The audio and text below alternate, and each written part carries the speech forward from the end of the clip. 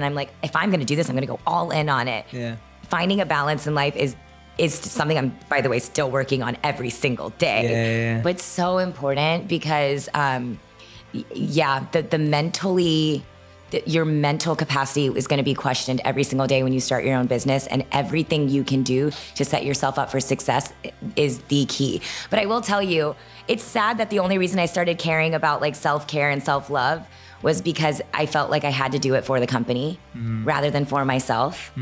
If I'm being totally honest, that's truly it. And like the only reason I was like, I need to start working out again wasn't because I cared about my physical appearance. When I was an influencer, I probably would have cared a lot more because I was like, oh, I have to like take this photo. Running a business, it just wasn't something that was on my mind and something I cared about. But I started to realize I couldn't breathe well.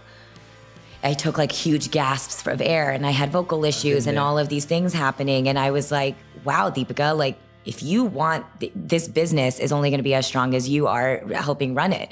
And that's what kickstarted me to start caring, which is quite frankly sad. You know, like self-care should not be something that you look at and think about as an afterthought or something you're doing to support another aspect of your life.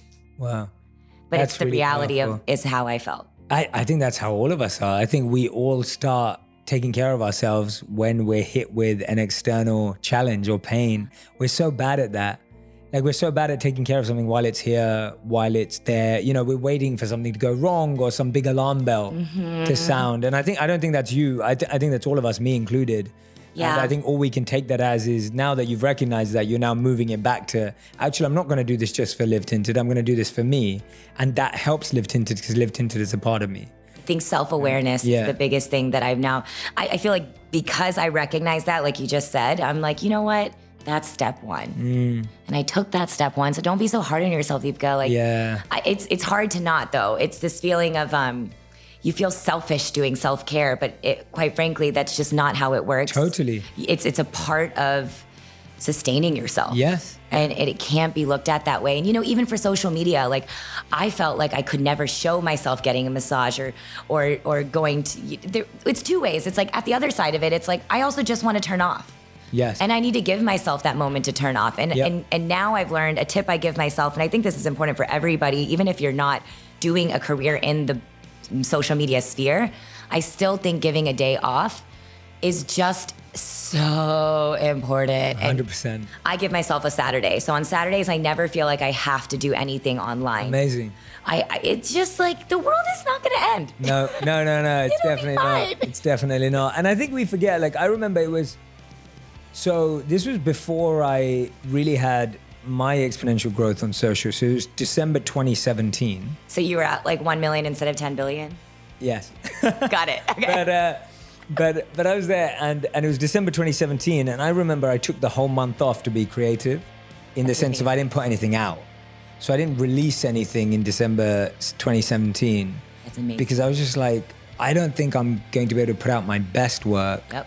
I don't think I'm going to be able to be truly impactful and help anyone if I'm not giving myself time and space. And I think that applies to products. I think that applies to videos. I think that applies to anything. Like you grow in time and space, and we see taking time and taking space as a defect.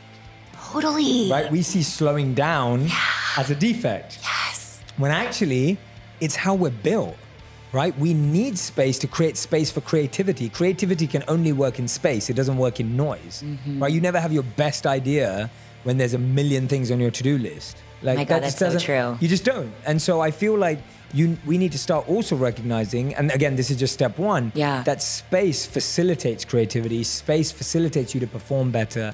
No one can go from event to event to event, from meeting to meeting to meeting, from pitch meeting to pitch meeting to pitch meeting, and perform at the same level without taking a break to refine their skills, to take a pause. And I think we have to start recognizing that if we want to move forward, we have to press pause, right? We just have to press pause.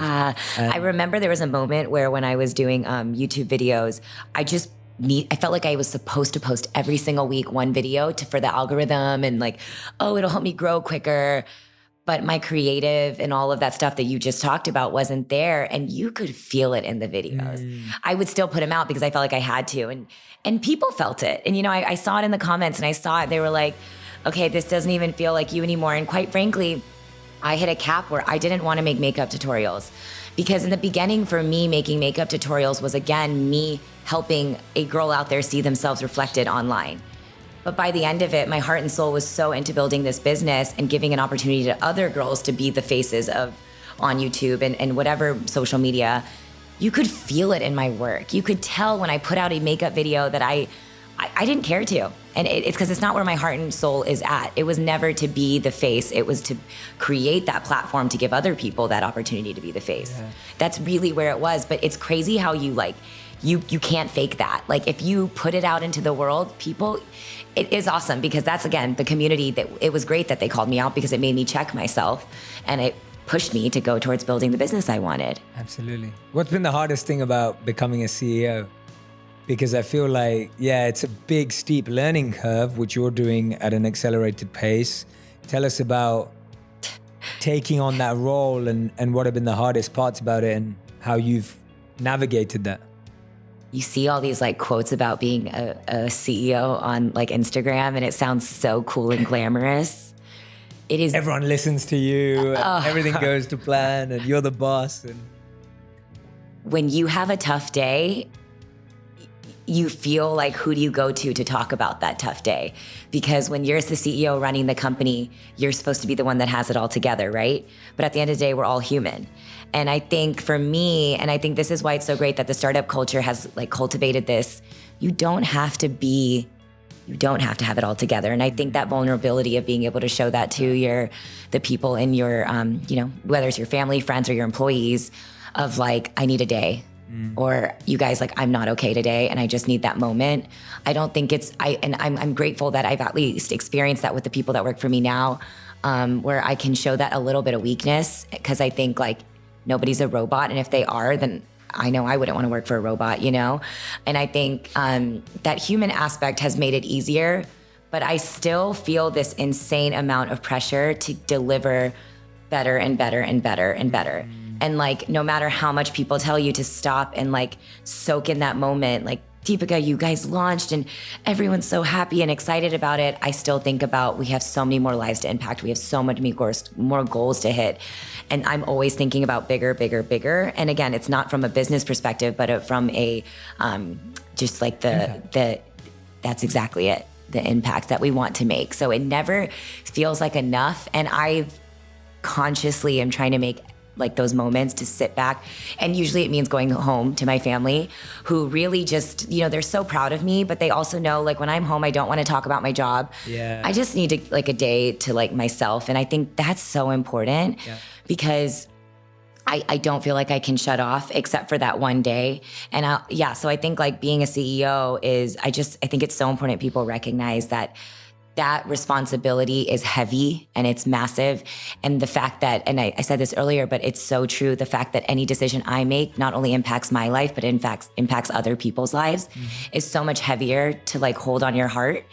Because even though, like, if I make a mistake and I have to deal with the consequences, that's one thing. But if I make a business decision and we hire somebody, but then recognize that the business doesn't need it anymore and I have to fire that person, that's their livelihood at stake. So I think it's really important that if you decide to start a business, you really recognize those things that I was saying earlier about having that emotional support. You really cut out the noise and you really just make time to think about what it is that you want to be as a leader. Because I really did have that moment, and I was like, and that's why I was saying earlier, I was like, I feel like I'm allowed to just be myself and show my weakness, and hopefully the people that work for me see that as something where I'm kind of just like letting them recognize that like this business is more than just a business. There's something behind it that matters to me more, and that's why I get emotional.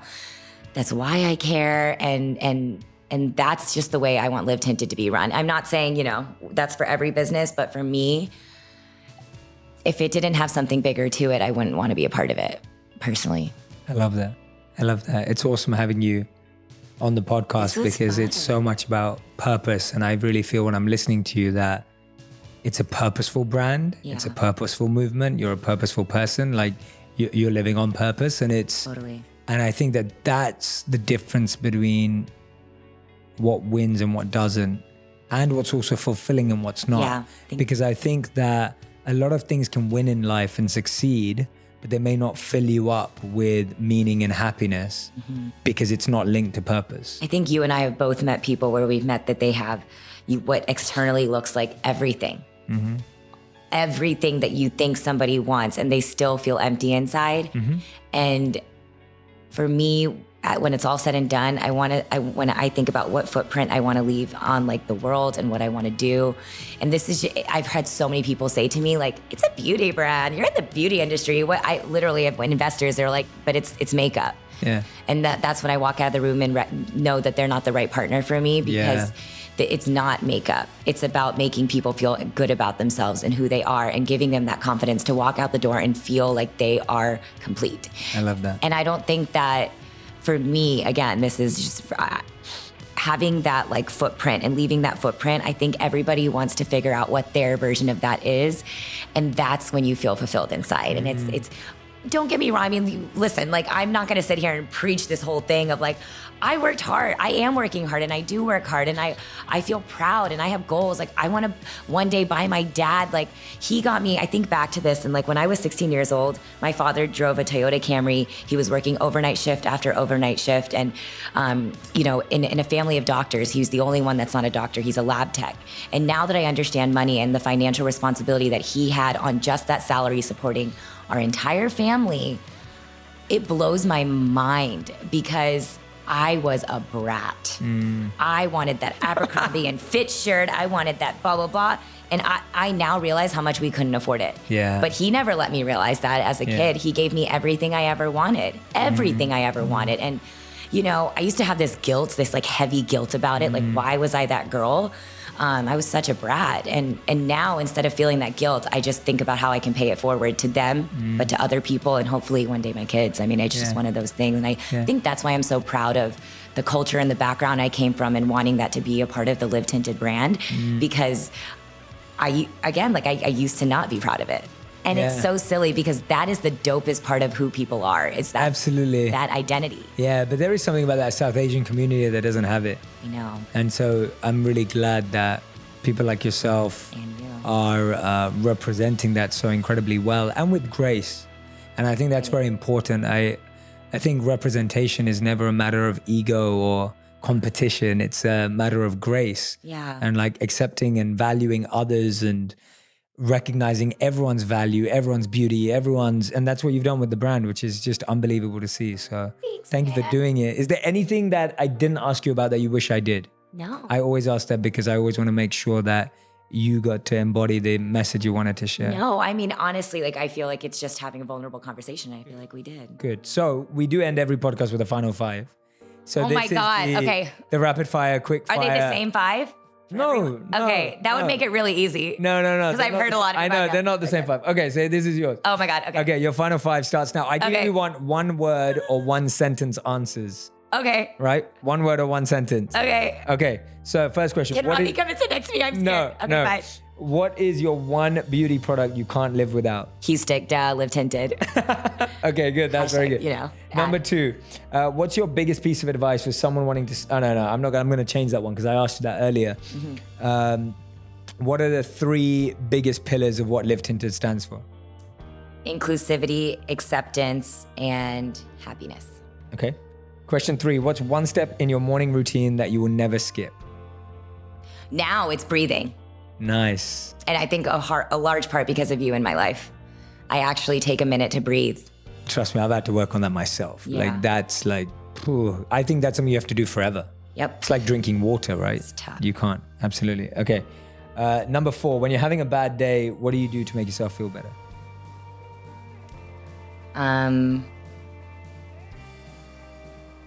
What do I do? I'm working on that now actively. Hang out or be around somebody I love. Okay. Awesome. That was not a word. That's fine. That's 1 Rodney, sentence. just That's kidding. That's 1 sentence. Okay. That's 1 sentence. Okay. That's 1 sentence. And number 5, what would you want to be remembered by?